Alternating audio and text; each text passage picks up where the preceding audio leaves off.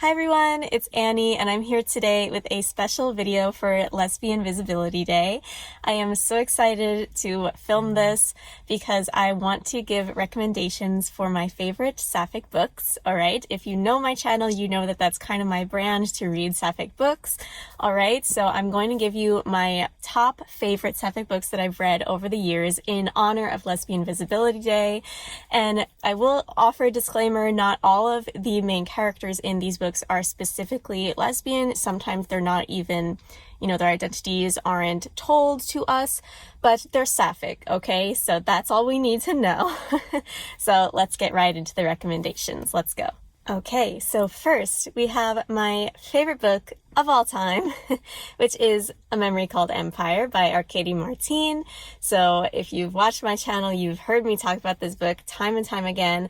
This is not only a great Sapphic romance, but it is also an amazing, amazing space opera duology. This is just spectacular in every way, shape, and form, okay? This video could be an hour long of me just talking about this book, so I'm going to try and rein myself in a little bit. This is not only an amazing space opera with amazing, rich world building, but it's also a murder mystery. So it follows Mahit, who is an ambassador. She grew up on a space station and she is becoming the ambassador to this big, scary, all-powerful intergalactic empire called Kalan, and she is going to be replacing the old ambassador from her space station who has died. And they don't know why he died, okay? And she thinks that it's because he was murdered. So she has to solve this mystery while also falling in love with her minder on Kalan, and it's just amazing. I love it in every way, shape, and form. Three Seagrass, who is the name of her minder on Kalan, is just such an amazing character. I love everything Arkady Martine has done. I would read Arkady Martine's grocery list, okay? I love every single sentence, every word, every punctuation mark in this book. You really need to read it, okay? It is so, so good, and the second one is even better, and I wish it was longer, but the duology is perfect anyway, so I love this book. You need to read it. Okay, now for my probably second favorite book of all time. This is The Traitor Brew Cormorant by Seth Dickinson, and this is written by a man, and if it's written by a man and I love it, you know that it's good, okay? Because I don't usually. So this is breathtaking. NPR is right. This is an amazing anti-colonialist fantasy story with Brew Cormorant as the main character, and she is the baddest, most bad girl lesbian ever. I love her so much. She is evil, but just amazing, and you root for her. And the ending of this book in particular, there are 3 books out in this series right now. There's going to be a 4th. The ending of book 1, though, will blow your mind if you know what I'm talking about. Okay, so every time I talk about this book, I have to read the synopsis because just the synopsis itself is written so well, it deserves awards. Okay, so let me read it to you. Tomorrow on the beach, Brew Cormorant will look up from the sand of her home and see red sails on the horizon.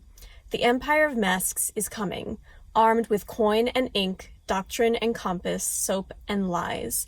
They will conquer Brew's island, rewrite her culture, criminalize her customs, and dispose of one of her fathers. But Brew is patient. She'll swallow her hate, prove her talent, and join the masquerade. She will learn the secrets of the Empire. She'll be exactly what they need, and she'll claw her way high enough up the rungs of power to set her people free. Oh, it's so good. Soap and lies, come on, it's so good. In a final test of her loyalty, the masquerade will send Brew to bring order to distant Ardwin, to the distant land of Ardwin, a snake pit of rebels, informants, and seditious dukes. Ardwin kills everyone who tries to rule it. To survive, Brew will need to untangle this land's intricate web of treachery and conceal her attraction to the dangerously fascinating Duchess Tainhu. I love Tainhu so much. Oh my gosh, she's so buff. I love her. But Brew is a savant in games of power, as ruthless in her tactics as she is fixated on her goals. In the calculus of her schemes, all ledgers must be balanced and the price of liberation paid in full. What is the price of liberation? It's so good. If that synopsis doesn't make you want to read this, I don't know how else to convince you. That was amazing and powerful and just sets the tone perfectly for this book. This is one of my favorite books of all time. I just recently read the third one for the first time. I was trying to go really slow because Seth Dickinson has been working on the fourth one for years and he hasn't finished it. And then he just had another book announcement that he's going to have a different book out in 2024. And I'm like, Seth, what are you doing? Can we have Brew number 4, please? So I need the fourth book of this, is what I'm saying. This book is just absolutely stunning in every way, and it will also rip your heart out. Continuing with fantasy, we have She Who Became the Sun by Shelley Parker Chan. I love this book so much. When it was published, it was kind of billed as Mulan with Song of Achilles, and that is pretty accurate. This book is simply amazing. I loved every second of it. Shelley Parker Chan's character work is so good. Okay, it's amazing. So it starts in a famine-stricken village on a dusty yellow plain, and 2 children, a girl and a boy, are given 2 fates. The boy was given greatness, the girl nothingness. In 1345, China lies under harsh Mongol rule. For the starving peasants of the plains, greatness is something found only in stories. When the Zhu family's 8th-born son, Zhu Zhongba, is given a fate of greatness, everyone is mystified as to how it will come to pass. The fate of nothingness received by the family's clever and capable second daughter, on the other hand, is only as expected. When a bandit attack orphans the 2 children, though, it is Zhu Zhongba who succumbs to despair and dies. Desperate to escape her own fated death and nothingness, the girl uses her brother's identity to enter a monastery as a young male novice. There, propelled by her burning desire to survive, Zhu learns she is capable of doing whatever it takes to stay hidden from her fate and claim her brother's given destiny as her own. Zhu is one of the most amazing characters I've ever read in my life, okay? I won't give you any more than that. I don't want to spoil anything. This is obviously a Chinese historical fantasy novel. It airs more onto the historical side than the fantasy side, although there is some fantasy. But I just absolutely adore the genderqueer representation in here with Zhu Zhongba. And the Sapphic-ness of it, it really goes all in, if you know what I mean. It is so amazing, and I can't wait for the sequel to this book that is coming out this August. It is, I think, going to focus more heavily on the kind of antagonist in this book. And I just want to say that the antagonist and Zhu are such perfect foils of each other, if you know, like, what I'm talking about. Just Shelley Parker Chan's character work is so perfect, and I love it. I love everything in this book, and I can't wait for more. Okay, and another fantasy sapphic book, we have The Unbroken by C.L. Clarke, which I recently read for the first time this year. This is an amazing epic fantasy. It is a chunker, but it is worth it. It is so amazing, okay? The sapphic-ness is just delicious, okay? The political strife and just all the tension, delicious, okay? It is amazing. So it follows 2 characters. We have Terrain, who is this person, and then Luca, okay? So Terrain was stolen from her homeland as a child and kind of made into this perfect soldier by the empire that is conquering her homeland, okay? So she's been grown up, kind of indoctrinated into this empire, made to serve it, okay? A little bit brainwashed, all right? But now the company that she serves as a soldier has been sent back to her homeland to stop a growing rebellion. So now she's a little conflicted, you know, okay, so there's that conflict. But then we have Luca, who is the princess of that empire, but she needs someone to be her turncoat because she needs to get her uncle off the throne that should be rightfully hers. Okay, so there's that conflict. And of course, Terrain is that turncoat for Luca, and of course, they fall in love. So we have the princess ex-bodyguard trope, and of course, that is an amazing, amazing trope when it's sapphic. One of my favorite things. All right, we have such delicious political tension and just so good. I don't know how else to say it. It's an amazing fantasy. I just recently read the sequel, which is The Faithless, and it did not disappoint. That was also 5 stars. All of these books in this video is 5 stars, by the way.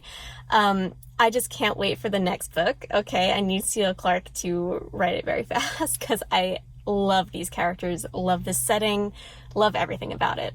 Okay, moving on from fantasy, we now have a contemporary romance, which is Delilah Green Doesn't Care. So I know that this has a lot of buzz in the Sapphic book community, and honestly, it's for good reason. This was so good. It's quite spicy as well. This is just an amazing book.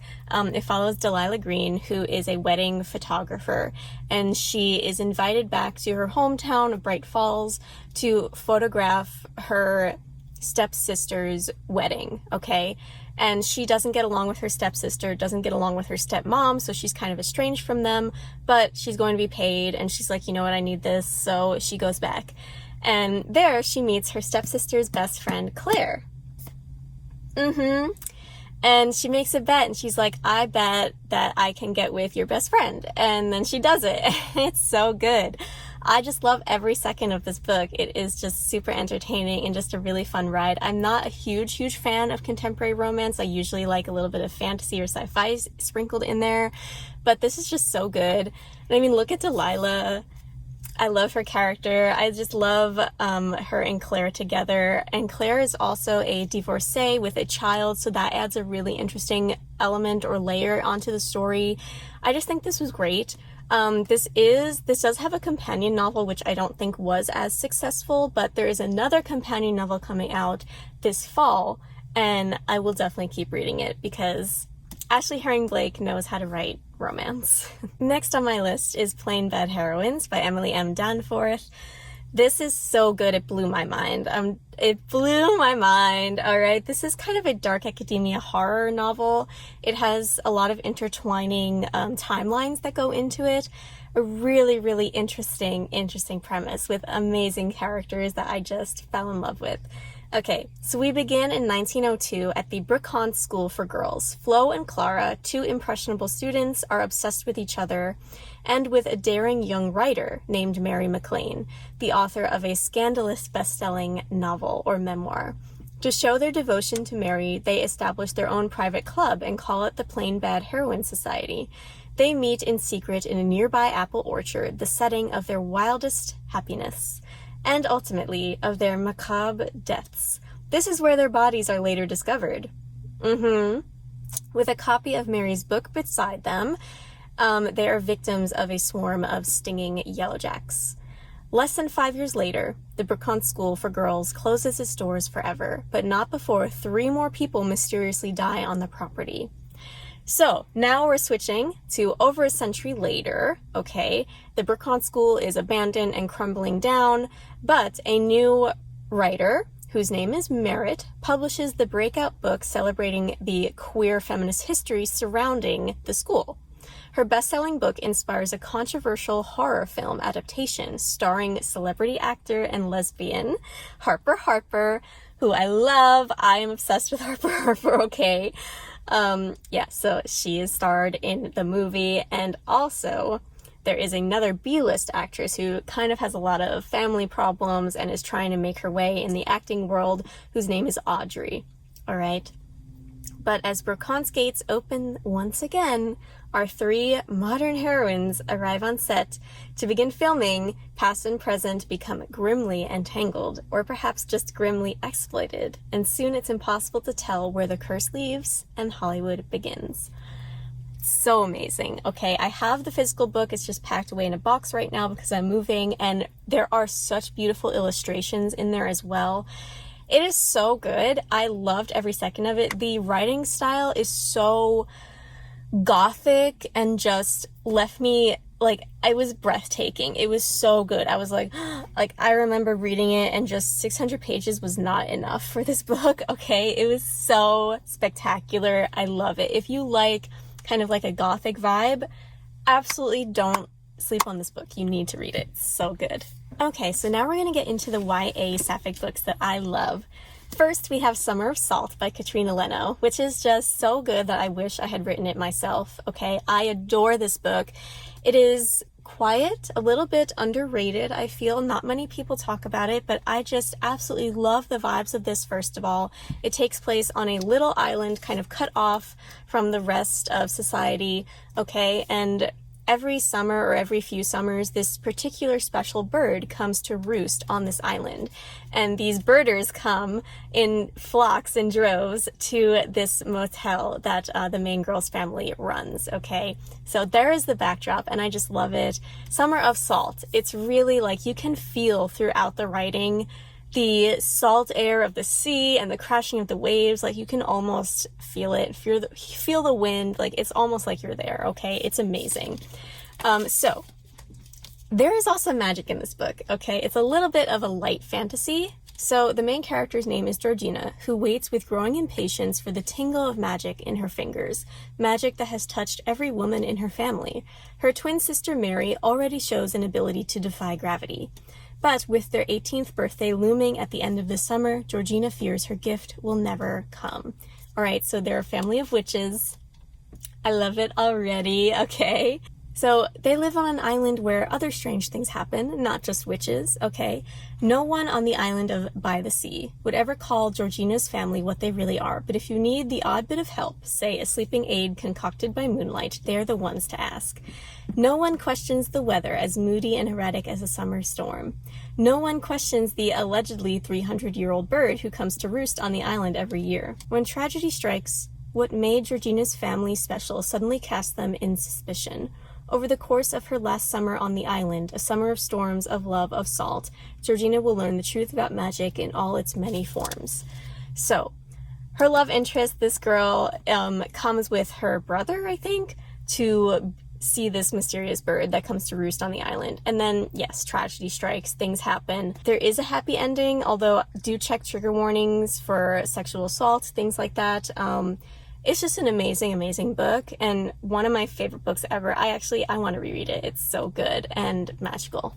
Okay, so now we have a couple more, all right? Then the next YA book is The Stars and the Blackness Between Them. This book really, really blew my mind. It is a contemporary book, again, with a tiny, tiny sprinkle of magic in there, not as much as Summer of Salt, and it will make you cry. The ending is so sad. Just a warning, okay, no spoilers, but the ending is so, so sad, and it kind of builds up to it in this really magnificent, bittersweet, heart-wrenching way. So the premise of this book is that one girl lives in Trinidad, and she is basically discovered as a lesbian, and she's sent to live with her father, who lives in America, I think in Minnesota, one of the cold states up north that starts with an M, okay? And while there, she meets another girl, and they fall in love. And then something tragic is revealed at the end. And that's all I can give you. That's all I can give you. I went into this book kind of blind, and I'm very glad for that. I didn't want to be spoiled, and you shouldn't either, okay? Don't look up anything else. This book is so good, and really, I think it's a crime that not too many people talk about it. It really should be much more popular, especially in Sapphic circles. It is just so amazing. Just the emotion in this book, it's just absolutely unmatched. One of the best YA books I've ever read. It is really, really worth your time. Definitely pick it up if you're looking for a new book to read this Lesbian Visibility Day. Hey, 2 more books. Now we have a YA fantasy, all right, which I don't read much of, but this book was 5 stars, okay? So it is Girls of Paper and Fire, and this book actually really surprised me when I first read it, because I was just kind of not expecting much. I do tend to be a little bit judgmental about YA fantasies, okay? I was kind of expecting it to be very much like cookie cutter, blah, blah, blah, like a girl is a chosen one and whatever, like in this fantastical empire. It was not cookie cutter. I was on the edge of my seat the whole time reading this. It was so good. So each year, 8 beautiful girls are chosen as paper girls to serve the king. It's the highest honor they could hope for, and the most demeaning. So they're basically concubine sex slaves, okay? This year, there's a 9th girl, however, and instead of paper, she's made of fire. So this girl is Lay. She is a member of the paper caste, the lowest and most persecuted caste of people in Ikara. She lives in a remote village with her father, where the decade-old trauma of watching her mother snatched by royal guards for an unknown fate still haunts her.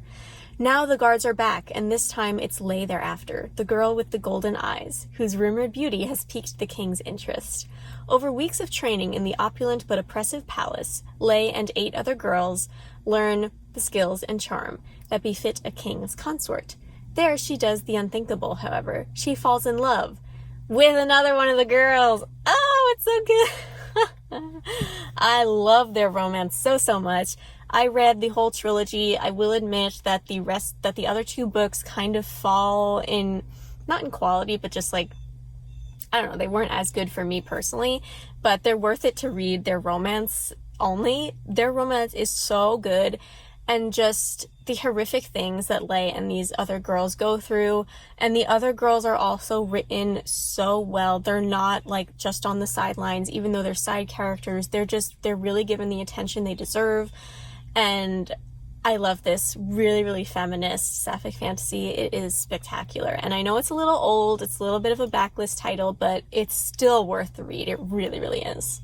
Okay, the last book of this video is We Deserve Monuments by Jess Hammonds. This is another really heart-wrenching YA story about a girl named Avery who was living in Washington, D.C. very happily, and then she gets the news that she and her family are moving down to Georgia to be with her estranged grandmother, who is dying of cancer. And she doesn't really know this grandmother because the grandmother and Avery's mom do not have a good relationship, okay? They are kind of estranged. Avery hasn't seen her since she was 5 years old, and she doesn't really know her. And her name is Mama Letty. And when they get to Georgia, Mama Letty is very hard to be with.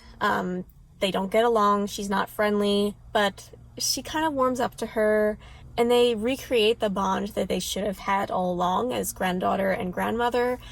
And while in Georgia, Avery meets a girl and they fall in love. And there are so many layers to this, though. There is an underlying mystery in this town, and there's also a lot of thematic elements about racism, because this takes place in Georgia, and Mama Letty's backstory is very tied into the racism there, and it's just really sad, very tragic and traumatic. Definitely look up content warnings, but it is so worth the read. The ending will make you cry. It's so amazing. Just the family relationships that are built in this book are so good. Avery's an amazing character. And I think she deals with a lot of really realistic things as a teenager in a realistic way. And I also loved the Sapphic romance that kind of ties the whole book together. It's just such an amazing book, okay? And it just recently came out this year, and it was one of my favorite reads this year so far. And you should all read it because it's spectacular. All right, thank you so much for watching this video. I am so happy to be making this video on Lesbian Visibility Day. And if you have any other recommendations for Sapphic books, please don't hesitate to let me know down in the comments below. I really need more recommendations. I want to read every Sapphic book on the planet, so definitely let me know what your favorite Sapphic book is down in the comments, alright? If you like this video, please like and subscribe to my channel for more bookish videos, and I'll see you next time. Bye!